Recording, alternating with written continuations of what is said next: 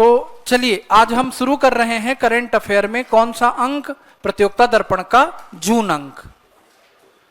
और बहुत जल्दी जुलाई, अगस्त, सितंबर भी हो जाएगा। वैसे तो 3 दिन में हो जाएगा। अब ये अंक, बाकी तो विज्ञापन वगैरह हैं, आप जान रहे हैं। शुरू कहां से होगा आप सबको पता है। राष्ट्रीय घटनाक्रम से प्रतियोगिता दर्पण का अंक शुरू होता है। फिर दूसरा सेक्शन रहता है अंतरराष्ट्रीय घटनाक्रम। सबसे पहले हमको राष्ट्रीय घटनाक्रम का पहला न्यूज देखना है। कॉपी खोलिएगा, लिखिएगा क्या लिखा है। देखिए, स्वदेश निर्मित portable anti tank guided missile MPATGM का सफल परीक्षण। इस हेडिंग को ही लिखिएगा। क्या है ये शीर्षक? स्वदेश निर्मित man portable anti tank guided missile MPATGM, main portable anti tank guided missile. Anti tank missile मतलब वह मिसाइल, वह प्रक्षेपास्त्र जो टैंक को नष्ट करे।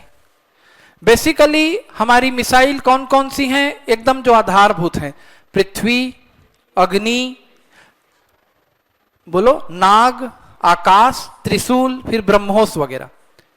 पृथ्वी सतह से सतह पर मार करती है, अग्नि सतह से हवा में मार करेगा, नाग जो है वही टैंक भेदी मिसाइल है। वो बेसिक था, अब उसका कई एडवांस फॉर्म आ चुका है।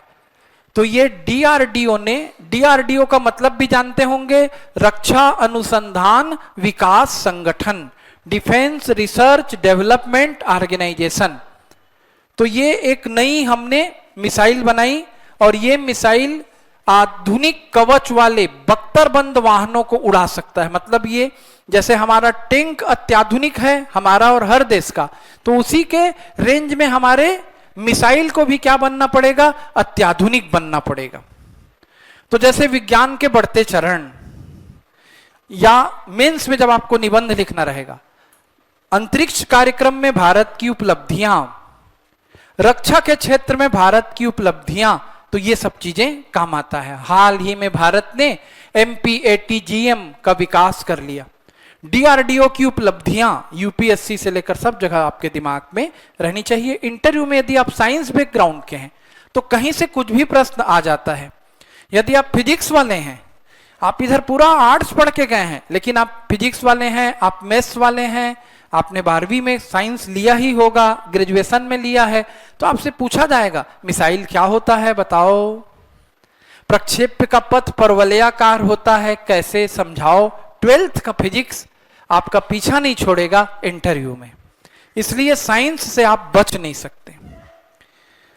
स्वदेश निर्मित हल्के लड़ाकू विमान तेजस के उन्नत संस्करण तेजस मार्क 1A की पहली उड़ान। स्वदेश निर्मित, बैठ जाओ, स्वदेश निर्मित, पीछे या कहीं भी, स्वदेश निर्मित, बीच वाले चेयर में भी बैठ सकते हो, यहां पर किनारे में, और तुम भी आ जाओ, शशांक पढ़ते हो, अच्छे स्टूडेंट हो, अब बैठ के सुनो। स्वदेश निर्मित हल्के लड़ाकू विमान तेजस के उन्नत संस्करण तेजस मार्क 1A की पहली उड़ान। आपके दिमाग में एक शब्द बैठना चाहिए, तेजस। क्या है Tejas? Light combat aircraft, LCA, Bharat का स्वदेश निर्मित हल्का लड़ाकू विमान। मतलब शब्दावली में पूछेगा तेजस क्या है? तेजस मार्क 1A स्वदेशी विमान है, लड़ाकू विमान है। ठीक, तेजस 1A, शब्दावली जानो, है ना। अग्नि क्या है? मिसाइल है। पृथ्वी क्या है? यहां पर साइंस में पूछेगा, मिसाइल का नाम है। मिसाइल मैन किसे कहा जाता है भारत में? APJ अब्दुल कलाम को। और आपका होमवर्क है missile women, missile women, missile महिला। जो बच्चा YouTube में देख रहा है वो कमेंट करेगा और आप खोज के आएंगे। तेजस शब्द दिमाग में बैठा? ओके। DRDO का फुल फॉर्म दिमाग में बैठा? क्या है DRDO? Defence research development organisation, defence research development organisation. निजी क्षेत्र की space company Skyroot aerospace द्वारा विक्रम रॉकेट के दूसरे चरण का सफल परीक्षण। तो देखिए, इसको समझना है आपको। जब हमने अंतरिक्ष कार्यक्रम की शुरुआत की भारत में, तो उस समय अंतरिक्ष कार्यक्रम हमारे लिए बेहद चुनौतीपूर्ण था। कारण था, अंतरिक्ष में हमें 2 सेक्शन पर काम करना रहता है। एक रॉकेट गाड़ी है, और कैसी गाड़ी है रॉकेट? जो सीधा हवा में जाती है, पलायन वेग से ज्यादा उसका वेग रखेंगे, पृथ्वी के गुरुत्वाकर्षण ग्रेविटेशनल फोर्स को पार करके कहां जाएगी? वो अंतरिक्ष में। तो रॉकेट बनाना ही अपने आप में चुनौती थी। और रॉकेट के ऊपर उपग्रह रखा जाता है, सैटेलाइट बनाना भी अपने आप में एक चुनौती थी। तो हमारे जो अंतरिक्ष कार्यक्रम के जनक कहलाते हैं विक्रम साराभाई, उन्होंने कहा कि हम 2 सेक्शन में काम करेंगे। एक दल वैज्ञानिकों का रॉकेट बनाएगा और दूसरा दल वैज्ञानिकों का सैटेलाइट बनाएगा। हमने सैटेलाइट पहले बना लिया, हमारे पास रॉकेट नहीं था, इसलिए हमारा जो पहला सैटेलाइट है, क्या नाम है उसका? आर्यभट्ट। वो दूसरे देश के रॉकेट के मदद से, रूस के रॉकेट के मदद से अंतरिक्ष में गया। फिर बाद में हम अपना रॉकेट भी बनाए, और आज ये स्थिति है कि हम दूसरे देश के उपग्रह को भेज रहे हैं। हम अंतरिक्ष के क्षेत्र में काफी आगे निकल गए हैं। तो ये गवर्नमेंट की सफलता हुई। और इसी के साथ साथ आज आप जानते हैं कि अंतरिक्ष के क्षेत्र में भी निजी कंपनियों ने प्रवेश कर लिया है। विदेशों में तो आम बात है, आप एलन मस्क का नाम सुनते होंगे। अंतरिक्ष पर्यटन शुरू हो चुका है। हम तो यहां वहां घूमने जाते रहते हैं, एक शहर से दूसरे शहर, एक देश से दूसरे देश। लोग अब विश्व में अंतरिक्ष में भी घूमने जाने लगे हैं। मैं आपको 3 चीजें बता रहा हूं इस क्लास में अभी, और जो यूट्यूब में देख रहे हैं। पहला, विश्व का पहला अंतरिक्ष यात्री कौन था? विश्व का पहला अंतरिक्ष यात्री। सोचिए, आपका जीएस काफी वीक है ना, हिंदी पढ़ते तक मेरे से खुश थे। विश्व का पहला अंतरिक्ष यात्री यूरी गगारिन रहा होगा। क्वेश्चन मार्क दे रहा हूं, हो सकता है मैं भी भूल गया हूं। पहली महिला अंतरिक्ष यात्री वेलेंटिना टेरेस्कोवा। भारत की तरफ से राकेश शर्मा, फिर भारत की तरफ से कल्पना चावला, फिर अभी अमेरिका के नासा प्रोजेक्ट में सुनीता विलियम्स। ऐसा नाम आपके दिमाग में लाइन से याद आना चाहिए। ये अंतरिक्ष यात्री हैं। मैं अगला होमवर्क जो दे रहा हूं, मेहनत करने से खोजने में मिलेगा। विश्व के पहले अंतरिक्ष पर्यटक का मतलब समझ रहे हो ना? अपने खर्चे से जो अंतरिक्ष में घूमने गया, उस व्यक्ति का नाम आपको खोज के बताना है। तो देखिए, क्यों इतना मैंने बातें कहा। निजी क्षेत्र की space company Skyroot aerospace द्वारा विक्रम रॉकेट के दूसरे चरण का सफल परीक्षण। अंतरिक्ष क्षेत्र से संबंधित हैदराबाद स्थित स्टार्टअप कंपनी एवं रॉकेट प्रक्षेपण करने वाली देश की निजी क्षेत्र की पहली कंपनी स्काई रूट एरोस्पेस। नाम अंडरलाइन करें, कॉपी में लिखें। स्काई रूट एरोस्पेस क्या है? निजी क्षेत्र की पहली हमारी कंपनी है। किस फील्ड की? अंतरिक्ष के फील्ड की। ने एक बड़ी उपलब्धि उस समय प्राप्त की जब अपने विक्रम रॉकेट के दूसरे चरण का सफल परीक्षण 28 मार्च 2024 को किया। जब आप मेंस में निबंध लिखेंगे अंतरिक्ष के क्षेत्र में भारत के बढ़ते कदम, तो आर्यभट्ट से शुरू करके इन चीजों का भी जिक्र करेंगे, तभी आपका निबंध कैसे दिखेगा? एक्स्ट्राऑर्डिनरी। इस वीडियो को छोटा मोटा वीडियो मत समझिएगा, या आपको ट्रेनिंग दे रहा है प्री की, मेंस की और किसकी? इंटरव्यू की। स्काई रूट एरोस्पेस के विक्रम रॉकेट का नामकरण भारत के अंतरिक्ष कार्यक्रम के संस्थापक श्री विक्रम साराभाई के नाम पर किया गया है। याद रखें, भारतीय अंतरिक्ष कार्यक्रम के जनक कौन कहलाते हैं? भारतीय अंतरिक्ष कार्यक्रम के जनक कहलाते हैं विक्रम साराभाई। वहीं इसके दूसरे चरण को एपीजे अब्दुल कलाम के नाम पर कलाम 250 नाम दिया गया है। कलाम 250 कार्बन मिश्रित उच्च शक्ति वाली मोटर है जो रॉकेट को वायुमंडल के बाहर अंतरिक्ष के वैक्यूम तक ले जाएगी। व्हाट इज कलाम 250? है ना? समझ गए अब आप। इस न्यूज में आपको काम की चीजें मिल गई। जो न्यूज आपके काम का नहीं है, मैं वहां पर रुक भी नहीं रहा हूं। फिर से इंपॉर्टेंट है, रक्षा सौदे के तहत भारत ने ब्रह्मोस मिसाइलों की पहली खेप फिलीपींस को सौंपी। यानी हम मिसाइलों का निर्यात भी कर रहे हैं। हथियार बेचकर पैसा कमाने वाले देशों में अमेरिका का नाम बहुत आगे रहता है, आपको पता है। अब भारत भी मिसाइल बेच रहा है। कौन सी मिसाइल हमने बेच दी? ब्रह्मोस। ब्रह्मोस मिसाइल आपका हमेशा प्रिपेयर रहना चाहिए शॉर्ट नोट्स के लिए। हिंट दे रहा हूं, ब्रह्मोस दो शब्दों से मिलकर बना है। भारत की नदी का नाम है ब्रह्मपुत्रा और रूस की नदी का नाम है मस्कवा। दोनों को मिलाने से ब्रह्मोस शब्द बनता है। ब्रह्मोस एक मिसाइल है, प्रक्षेपास्त्र है। ये किसका संयुक्त उपक्रम है? भारत और रूस का। आगे बढ़ते हैं।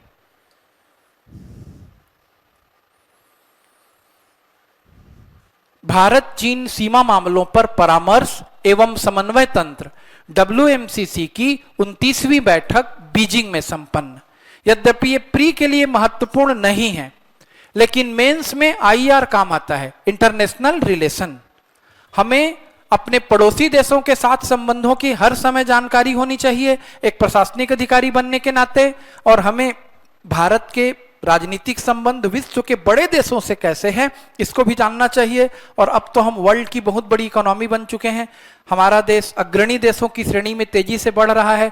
तो हमारा अमेरिका से क्या संबंध है वैश्विक स्तर पर, हमारा रशिया से क्या संबंध है जानते रहें। और हमारे पड़ोसी देशों में चाइना से हमारे कैसे रिलेशन चल रहे हैं, पाकिस्तान से कैसे रिलेशन है, नेपाल से कैसे रिलेशन है, बांग्लादेश से कैसे रिलेशन है, 24 घंटे हमको जानना चाहिए।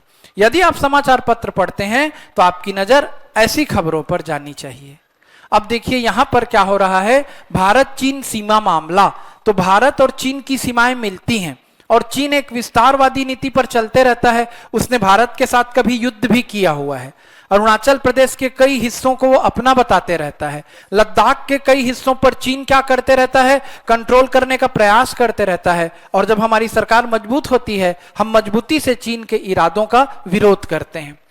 पूर्वी लद्दाख में गलवान घाटी के पास जरूर खोजिए, गलवान घाटी बहुत भारतीयों के शौर्य का प्रतीक है।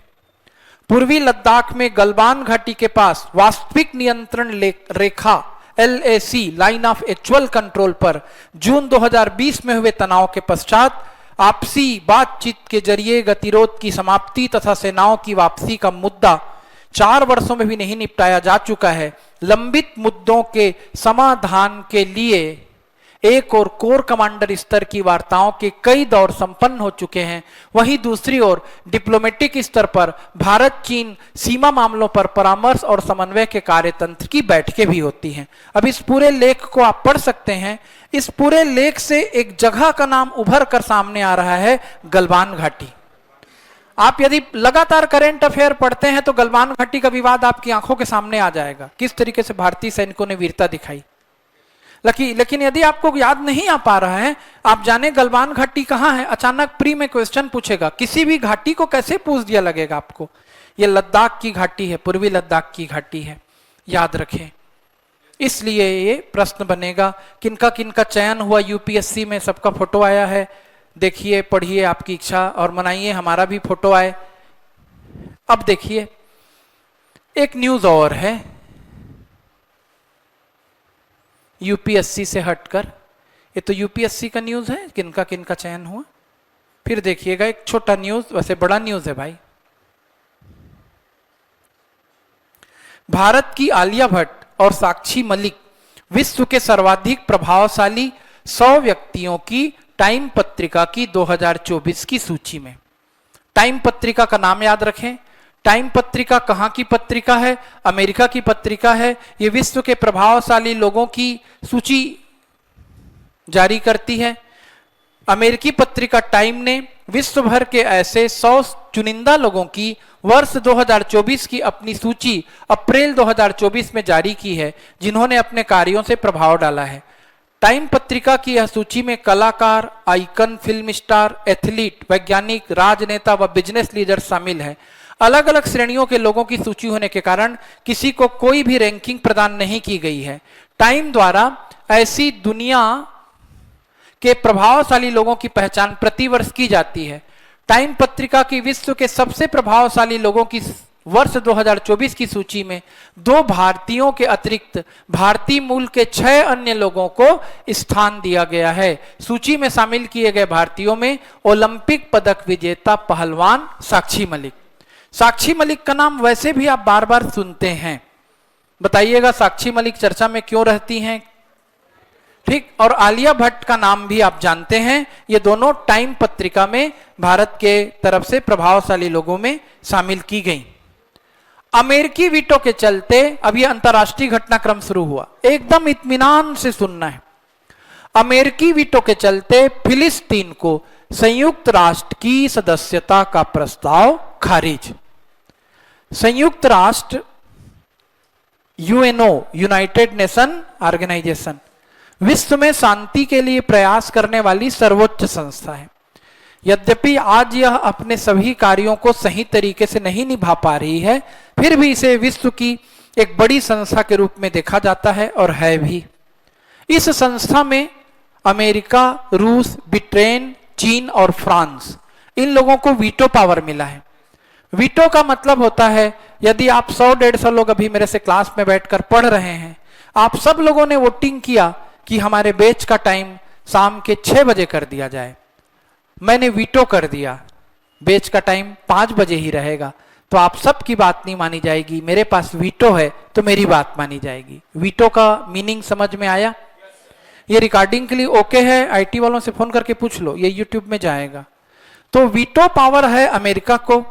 फिलिस्तीन जो है यूएनओ की सदस्यता चाहता है। फिलिस्तीन का मुद्दा अंतरराष्ट्रीय स्तर पर विवादित है। फिलिस्तीन का विवाद चल रहा है इजराइल से। इजराइल में यहूदी लोग रहते हैं। पहले फिलिस्तीन के आतंकवादी संगठन ने इजराइल पर हमला किया, फिर उस हमले की प्रतिक्रिया में इजराइल ने बड़ा हमला किया।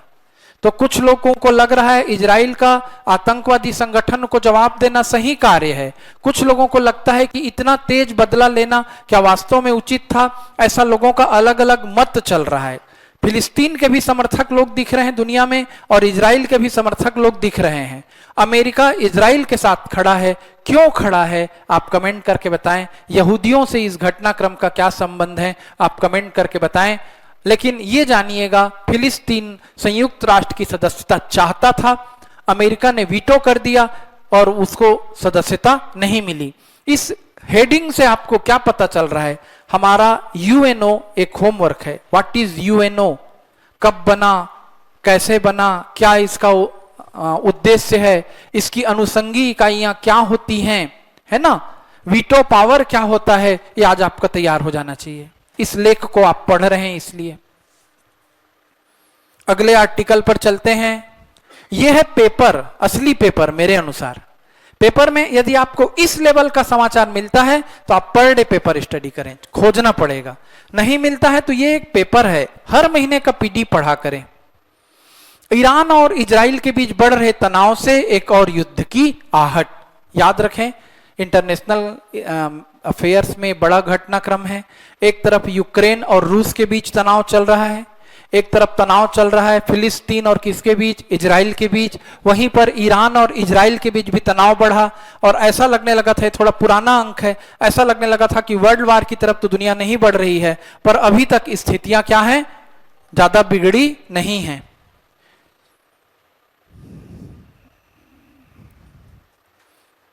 आगे बढ़ते हैं।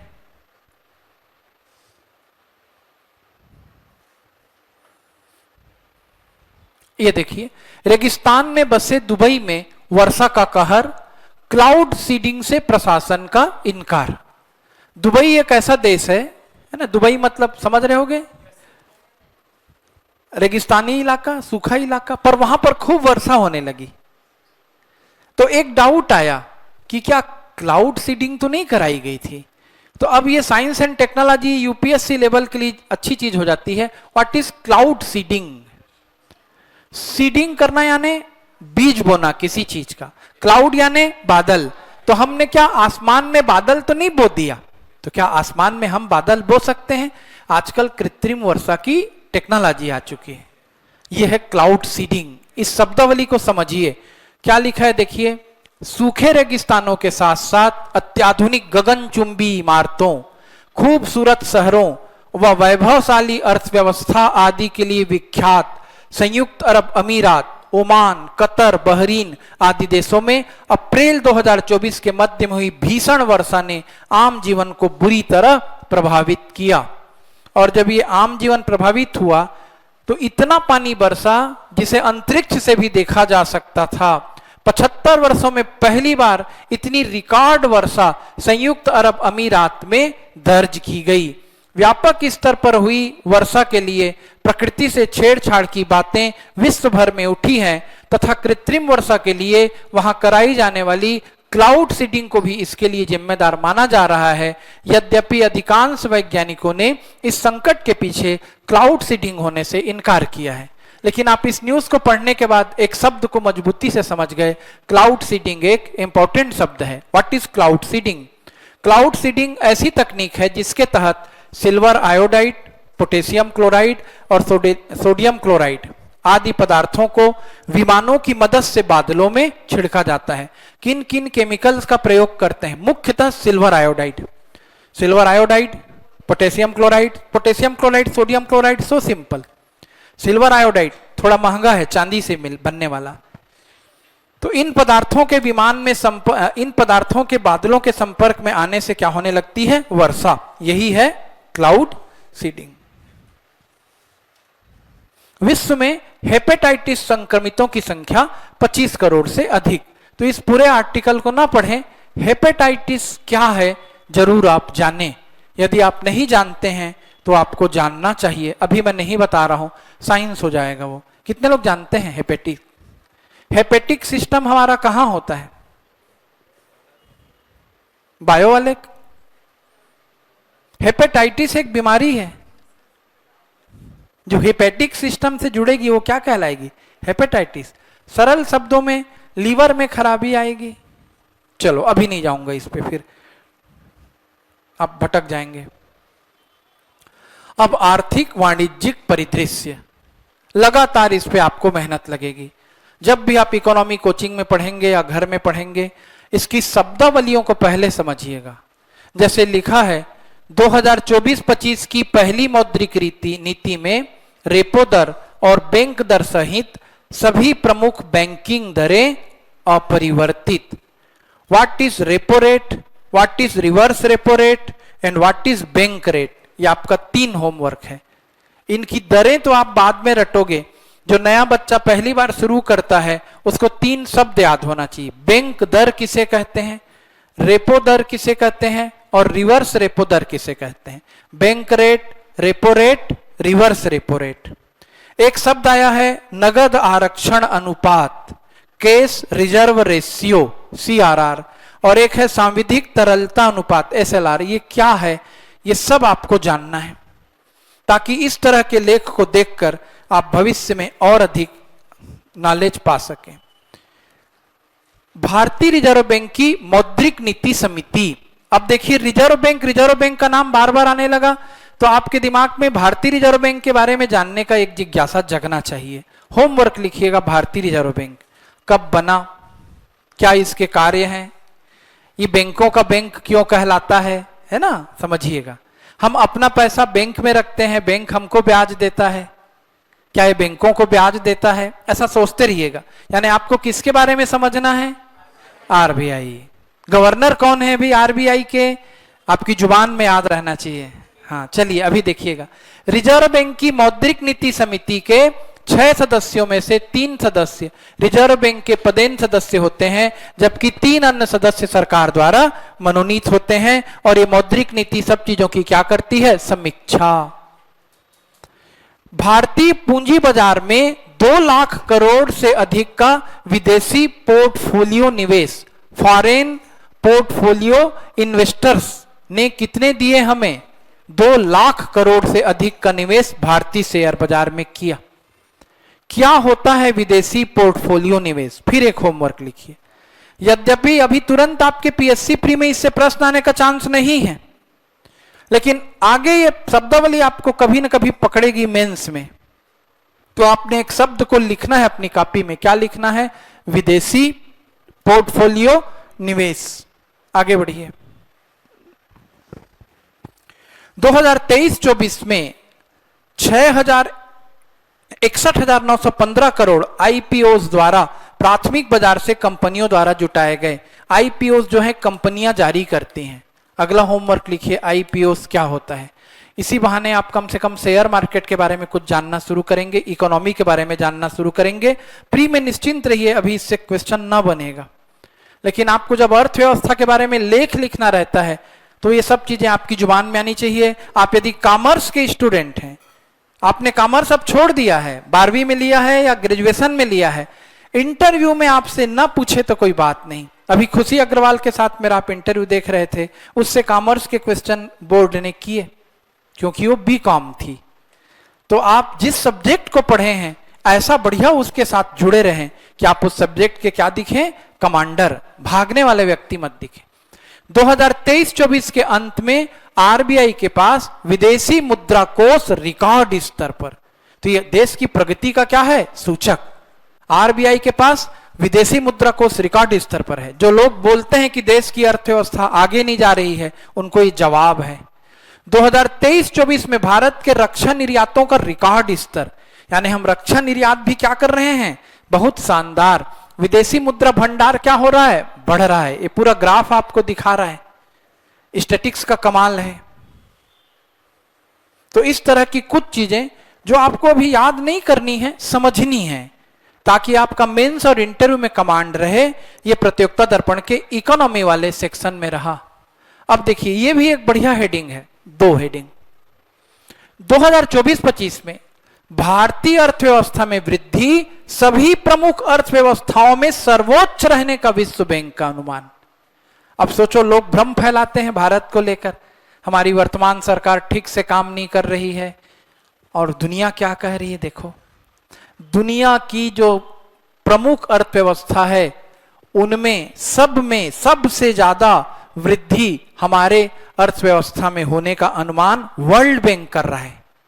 यानी हमारी अर्थव्यवस्था एकदम सकारात्मक रूप से आगे बढ़ रही है। और देखो, वो भी ऐसे दौर में हमारी अर्थव्यवस्था आगे बढ़ रही है जब विश्व कोरोना के कारण कहीं ना कहीं मंदी का प्रभाव झेल चुका, जब भारत के ही आसपास के देश बांग्लादेश, पाकिस्तान, श्रीलंका अस्थिरता और तनाव से गुजर रहे हैं, विश्व के अन्य कई देश युद्धों से जूझ रहे हैं, तब हमारी इकोनॉमी ग्रोथ कर रही है। ये हमारे वर्तमान मेहनत और हमारे पूरे देशवासियों का, हमारे देश के नेतृत्व के मेहनत का परिणाम है। ये भारतीय इकोनॉमी पर आपका लेख लिखते समय आपको पावर देगा। आप कॉन्फिडेंस से लिखेंगे क्योंकि आप इस लेख को पढ़ रहे हैं। ठीक, सबसे तेज गति से बढ़ रही भारतीय अर्थव्यवस्था अंतर्राष्ट्रीय मुद्रा कोष ने भी कह दिया, आईएमएफ। What is IMF? आपका नेक्स्ट है। आपको जानना चाहिए अंतर्राष्ट्रीय मुद्रा कोष कब बना, मुख्यालय कहां है, और वर्तमान में अंतर्राष्ट्रीय मुद्रा कोष के प्रमुख कौन है। आपको 100% जानना चाहिए वर्ल्ड बैंक कब बना, मुख्यालय कहां है, अभी वर्ल्ड बैंक के प्रमुख कौन है। वर्ल्ड बैंक और अंतर्राष्ट्रीय मुद्रा कोष विश्व की इकोनॉमी के फील्ड की 2 महान या प्रमुख संस्थाएं, वो दोनों बोल रही हैं कि भारतीय अर्थव्यवस्था विश्व के देशों में क्या रहेगी, आगे रहेगी। चलिए, तो ये हमारी अर्थव्यवस्था को लेकर सकारात्मक आकलन है। ओके, आगे बढ़ते हैं। अमेरिका व भारत में अरबपतियों की संख्या बढ़ी, चीन में घटी। तो घटेगी ही चीन में अरबपतियों की संख्या। ये कोरोना का इंपैक्ट है और चीन की नीतियों का इंपैक्ट है। वहां से निवेशक क्या हो रहे हैं, भाग रहे हैं, वहां से लोगों का विश्वास उठ रहा है। तो देखिएगा, इनका नाम, विश्व के सबसे धनी व्यक्ति बर्नार्ड अर्नॉल्ट। याद रखना है, ये प्रश्न कभी भी आ सकता है पेपर में। ये इनका नाम बदल भी सकता है, फिलहाल ये है क्योंकि करंट अफेयर है। जहां तक आज के डेट तक जितना हम जान रहे हैं, यदि बदल गया आप बताएं। विश्व के सबसे धनी व्यक्ति बर्नार्ड अर्नॉल्ट और भारत के सबसे धनी व्यक्ति मुकेश अंबानी। विश्व के शीर्ष 10 अरबपति जानना चाहिए आपको नाम। पहले नंबर पर नाम आता है बर्नार्ड अर्नॉल्ट, फ्रांस के हैं। किस फील्ड से हैं? LVMH, फैशन और कॉस्मेटिक फंड से ये जुड़े हैं। दूसरे नंबर पर आता है एलन मस्क, टेस्ला और स्पेसएक्स, ट्विटर, इसका नाम आप जान रहे हैं। तीसरे क्रम पे जेफ बेजोस का नाम आता है, अमेरिका, अमेजॉन से जुड़े हैं, इनका नाम भी आप जान रहे हैं। चौथे नंबर पे मार्क जुकरबर्ग, अमेरिका, फेसबुक से जुड़े हैं। 5वें नंबर पे लैरी एलिसन और एकल। देखिए ध्यान से समझिए जब मैं ऐसी, और 6वें नंबर पे वॉरेन बफेट, 7वें पे बिल गेट्स, माइक्रोसॉफ्ट। 7वें नंबर के व्यक्ति तो दुनिया के लिए बहुत अच्छे हैं। बाकी लोगों की मैं बुराई नहीं कर रहा हूं, लेकिन मैं भारतीयों को तुमको समझाता हूं कि देखो इनका फील्ड क्या क्या है। अमेजॉन, दुनिया में वस्तुओं को यहां वहां भेजने के लिए जाना जाएगा। फेसबुक क्या करने के लिए जाना जा रहा है? तुम्हारे हमारे कारण उनके पास पैसा जा रहा है। असली संसाधन कहां पे है? इंडिया में है।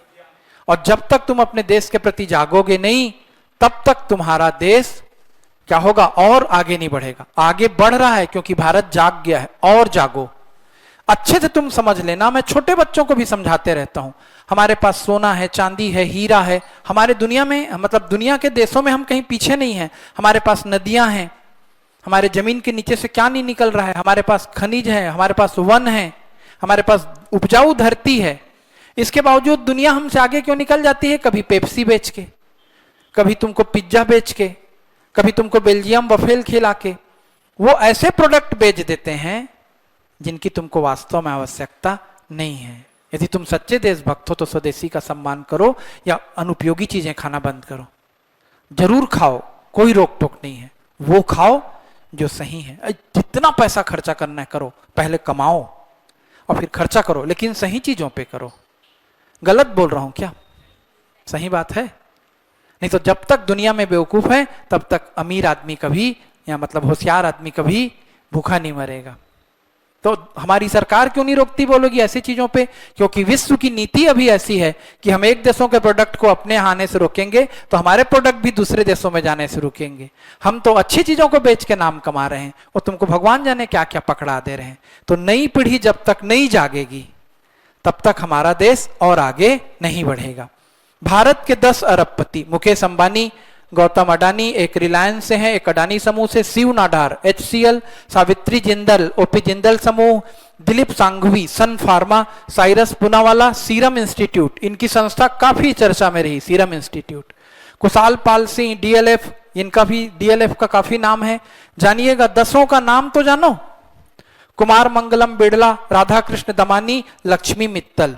भले पहले का जानना, दूसरे का जानना जरूरी है, लेकिन जानना तो 10 को चाहिए आपको। कौन किस फील्ड से जुड़ा है, क्या कर रहा है। नेक्स्ट न्यूज पर आइए। 2023-24 में प्रत्यक्ष कर संग्रह लक्ष्य से अधिक। तो कम से कम इतना जानिए, क्या होता है प्रत्यक्ष कर, क्या होता है अप्रत्यक्ष कर। आपका होमवर्क है। किसी टीचर के पढ़ाए जाने का इंतजार मत करो। हाथ जोड़ के निवेदन है, बड़े हो चुके हो, स्पून फीडिंग से व्यक्ति डिप्टी कलेक्टर नहीं बनता। जो अपने पैर पे खड़ा होना सीखता है वो बनता है। टीचर तो पढ़ाएंगे ही, आप अपने मन से प्रयास शुरू करो। क्या है प्रत्यक्ष कर, क्या है अप्रत्यक्ष कर, क्या है GST। ऐसा हाथ मत हिलाना, हम तो नहीं जानते सर, हम तो बच्चे हैं। जीवन भर बच्चे रह जाओगे। अब तुम्हारे बड़े होने का क्या आ चुका है? वक्त आ चुका है। अपने पैरों पे चलने का वक्त आ चुका है। वो व्यक्ति कभी आगे नहीं बढ़ेगा जो दूसरों का इंतजार करेगा। कोई पढ़ाएगा तो पढ़ूंगा, कोई उठाएगा तो सो के उठूंगा, कोई खिलाएगा तो खाऊंगा। कर लिए तुम दुनिया और देश में अपना नाम, आगे बढ़ो। GST आपका होमवर्क है, देखता हूं कल कितने लोग करके लाते हो। प्रत्यक्ष कर आपका होमवर्क है, अप्रत्यक्ष कर आपका होमवर्क है, UNO आपका होमवर्क है। मुझको होमवर्क सब याद रहेंगे। और जो ऑनलाइन देख रहे हो वो केवल देखते हो, कमेंट नहीं करते। तुम जुड़ो मुझसे। संतोष कुमार झा कोंकण रेलवे कारपोरेशन के नए चेयरमैन। अभी छोड़ सकते हैं, लेकिन कोंकण रेलवे परियोजना भारत की बड़ी ही महत्वाकांक्षी परियोजना रही। अब तो पूरी हो चुकी है। कोंकण का इलाका मतलब कौन सा इलाका? गोवा। तो बंबई से गोवा तक ये रेल जाती है और बहुत अद्भुत प्राकृतिक दृश्यों से भरपूर, सुरंग, घाटियां, पर्वत, इसलिए बहुत महंगी परियोजना थी और बहुत ही चुनौतीपूर्ण थी। एडमिरल दिनेश कुमार त्रिपाठी भारतीय नौसेना के नए प्रमुख। तो आप हमेशा के लिए याद रखें, करंट अफेयर पढ़ते हैं तो आज की डेट में कर लीजिएगा, हमारे जल सेना प्रमुख कौन है, थल सेना प्रमुख कौन है, वायु सेना प्रमुख कौन है, यह आपको याद रहना चाहिए।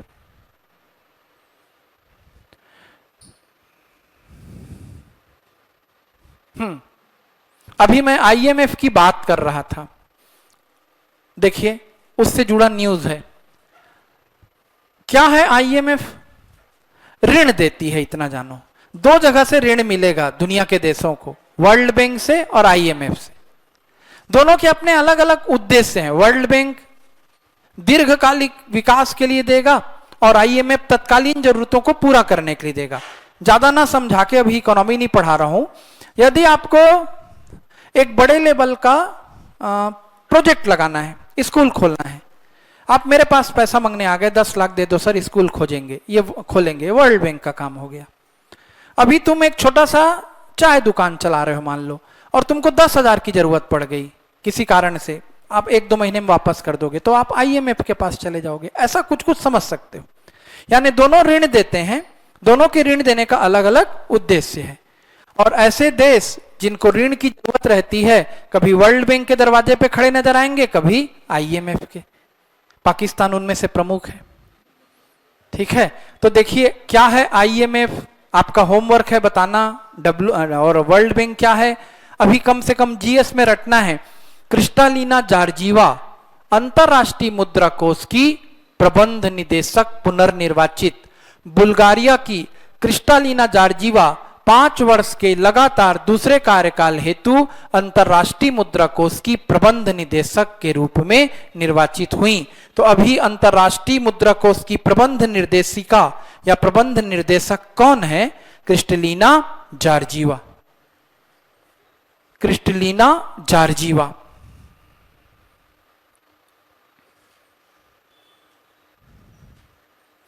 देखिए,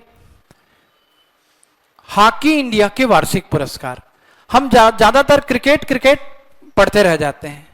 हॉकी का पुरस्कार आपको भी, इसको भी पढ़ना है, कम से कम टॉप लेवल का। हॉकी के क्षेत्र में उत्कृष्ट प्रदर्शन के लिए भारतीय खिलाड़ियों के लिए वर्ष 2023 के 6ठे वार्षिक पुरस्कारों का वितरण नई दिल्ली में 31 मार्च 2024 को किया गया। इनमें सर्वोच्च major Dhyanchand lifetime achievement पुरस्कार 1975 में विश्व कप ट्रॉफी जीतने वाले अशोक कुमार को दिया गया। अशोक कुमार का संबंध किस फील्ड से है, ऐसा अचानक से पूछेगा स्पोर्ट्स में, हॉकी से। कहां से अशोक कुमार का नाम आ गया बोलेंगे आप? एक अशोक कुमार फिल्मों में चर्चित रहे, दादा मुनि, किशोर कुमार के बड़े भाई। और ये एक अशोक, सम्राट अशोक हो गए, विश्व को शांति का संदेश देने वाले। और अभी करेंट अफेयर में अशोक कुमार को क्या मिला है? Major Dhyanchand lifetime achievement. Major Dhyanchand lifetime achievement पुरस्कार किस फील्ड में दिया जाता है? हॉकी के फील्ड में। मेजर ध्यानचंद कौन है? निश्चित रूप से हॉकी के कोई पुराने बड़े प्रसिद्ध खिलाड़ी रहे होंगे। मेजर ध्यानचंद को हॉकी का जादूगर कहा जाता है। एक समय में हमारी हॉकी टीम ने ओलंपिक में रिकॉर्ड तोड़ गोल्ड मेडल जीता था। हिटलर खुद बैठा हुआ था मेजर ध्यानचंद का खेल देखने। थोड़ा सा घर में जाकर के होमवर्क कीजिएगा। मेजर ध्यानचंद का संबंध हॉकी से है, हॉकी के जादूगर कहलाते हैं। Major Dhyanchand lifetime achievement पुरस्कार किसे दिया गया? अशोक कुमार। हॉकी के फील्ड में वर्ष का सर्वश्रेष्ठ खिलाड़ी का पुरस्कार भारतीय टीम के उप कप्तान हार्दिक सिंह को मिला। और सर्वश्रेष्ठ महिला खिलाड़ी का पुरस्कार भारतीय महिला टीम की सलीमा टेटे को दिया गया। अब देखो, ऑल ऑफ सडन क्वेश्चन आएगा, सलीमा टेटे का संबंध किस फील्ड से है? आदमी को समझ में नहीं आता स्पोर्ट्स में क्या रटें क्या पढ़ें। सलीमा टेटे का नाम क्यों नहीं आएगा? पूरे हॉकी प्लेयर्स में एक का नाम आपको रटना पड़ेगा। क्यों? विश्व भारत की ये वर्ष की सर्वश्रेष्ठ महिला हॉकी खिलाड़ी है। यह होता है फैक्ट को सेलेक्ट करने का तरीका। पुरुषों में हार्दिक सिंह का नाम आपको याद रखना पड़ेगा। आपके दिमाग में हार्दिक पांड्या भरा हुआ है। पेपर में आएगा हार्दिक सिंह का संबंध किस खेल से है? पहला ऑप्शन क्रिकेट रहेगा, तुरंत आदमी क्रिकेट लगाएगा हार्दिक पांड्या सोच के। हार्दिक पांड्या रहेगा तो क्रिकेट, हार्दिक सिंह हो गया तो हॉकी। आप जानो, इससे ज्यादा आपको नहीं समझाया जा सकता। सरस्वती सम्मान मोस्ट इंपॉर्टेंट साहित्य के क्षेत्र का सम्मान है, हमेशा पूछा जाता है। मलयालम और अंग्रेजी भाषा के केरल के प्रसिद्ध साहित्यकार प्रभा वर्मा को 2022 में प्रकाशित उनकी मलयाली काव्य कृति के लिए के बिरला फाउंडेशन का साहित्य के क्षेत्र का वर्ष 2023 का सर्वोच्च सरस्वती पुरस्कार प्रदान करने की घोषणा 5 मार्च 2024 में फाउंडेशन द्वारा की गई थी। सारे फैक्ट को अंधाधुन मत रखना। 5 मार्च 2024, 33वां 2023 का कुछ नहीं। सरस्वती सम्मान 2023 किसे मिला? प्रभा वर्मा। नोट्स बनाओ। सरस्वती सम्मान 2023 किसे मिला? सरस्वती सम्मान 2023 प्रभा वर्मा। किस भाषा के लिए मिला? मलयाली भाषा, यानी केरल के साहित्यकार हैं। प्रभा वर्मा को किस भाषा के लिए सरस्वती सम्मान मिला? मलयाली भाषा। फिर ये जानना है कि सरस्वती सम्मान का संबंध किस फील्ड से है? साहित्य। अगला पॉइंट जो जानना है, सरस्वती सम्मान कौन सी संस्था देती है? के बिड़ला फाउंडेशन। सरस्वती सम्मान कौन सी संस्था देती है? के बिड़ला फाउंडेशन। के बिड़ला फाउंडेशन। आगे बढ़िए।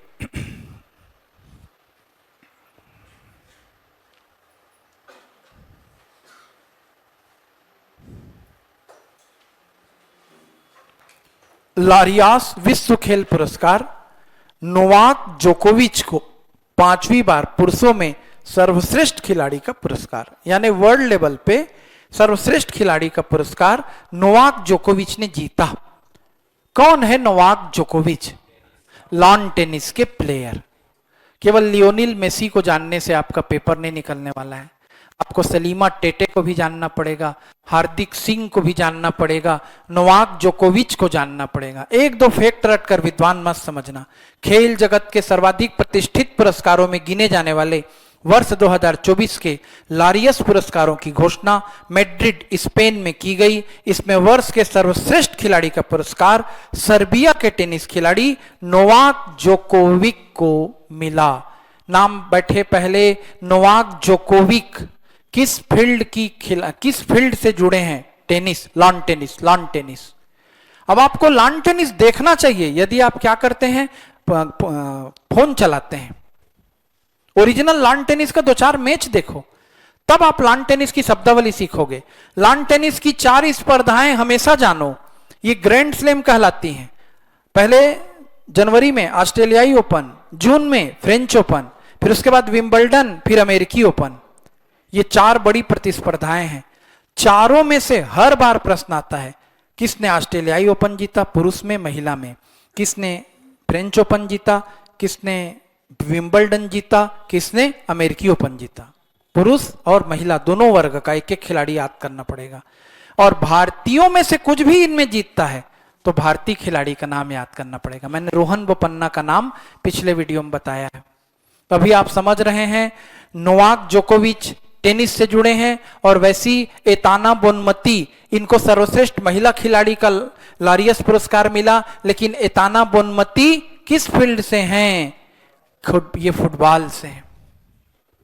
नोवाक जोकोविच lawn tennis, Aitana Bonmati footballer, Aitana Bonmati footballer. Peter Hicks का निधन हो गया। निधन होने वालों में इंपॉर्टेंट है पीटर हिक्स। आज भी इनको लेकर के पीएससी में इंटरव्यू में प्रश्न आते रहता है। जितने लोग का मैथ्स है तो फिजिक्स तो रहेगा ही 11th-12th में, या जिन्होंने ग्रेजुएशन किया साइंस से, एमएससी फिजिक्स वालों से तो पूछा ही जाएगा। हिग्स बोसान, पीटर हिग्स के नाम से एक शब्द आया, हिग्स बोसान। हिग्स बोसान को कहा गया गॉड पार्टिकल। क्या है गॉड पार्टिकल? बड़ी लंबी कहानी है कि भाई दुनिया जिस पार्टिकल से शुरू हुई उस पार्टिकल का नाम है गॉड पार्टिकल। तो अभी उसको मैं ज्यादा नहीं बताऊंगा, आपको हिग्स बोसान थ्योरी जाननी पड़ेगी, उसके पहले बोस आइंस्टीन थ्योरी को समझना पड़ेगा, फिर हिग्स बोसान के लिए एक लंबा प्रैक्टिकल हुआ। इस कॉन्सेप्ट से व्यक्ति जुड़े थे जिनका नाम क्या था? Peter Higgs. ब्रिटिश भौतिक विज्ञानी पीटर हिग्स का 94 वर्ष की आयु में निधन हो गया। ये देखिए हिग्स बोसान पार्टिकल जो मैं बता रहा था, जो गॉड पार्टिकल नाम से प्रायः जाना जाता है, की खोज पीटर हिग्स ने की थी। अचानक से फिर से पूछा जा सकता है करंट अफेयर में, गॉड पार्टिकल की खोज किसने की थी? Peter Higgs. और इस खोज के लिए 2013 में उनको नोबेल प्राइज मिला था। पर 2013 का नोबेल प्राइज अभी क्यों इंपॉर्टेंट हो गया 11 साल बाद? क्योंकि पीटर हिग्स की मौत हुई है। तो आपको करंट अफेयर को पुरानी चीजों से जोड़ना आना चाहिए।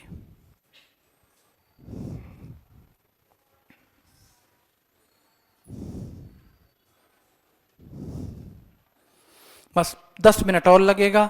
स्पोर्ट्स की कुछ चीजें हैं, देखते हैं। जो मुझको काम का लगेगा मैं बताऊंगा, जो नहीं लगेगा कोई बात नहीं।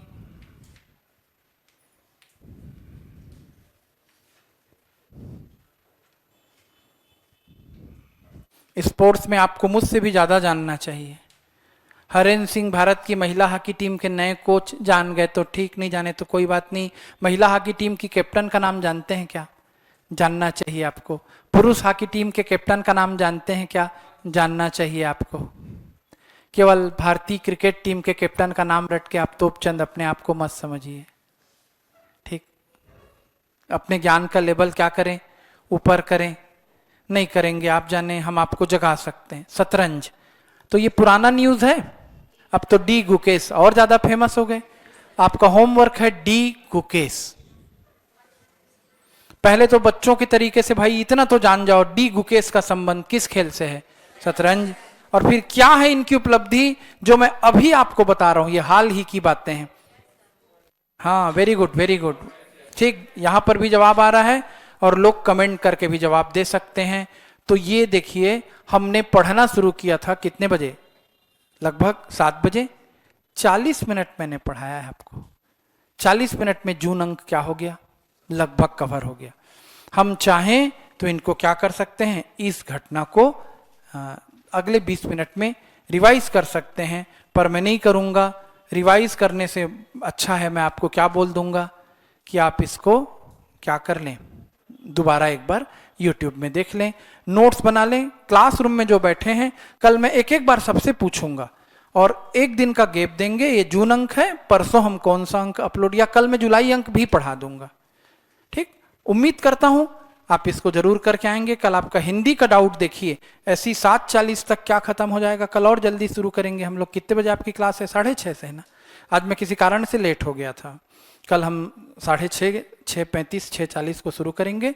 7:15, 7:20 तक एक अंक कवर करेंगे, फिर उसके बाद आपका डाउट क्लास भी हो जाएगा, ठीक? चलिए फिर मिलते हैं आप लोगों से, पढ़ के आइए।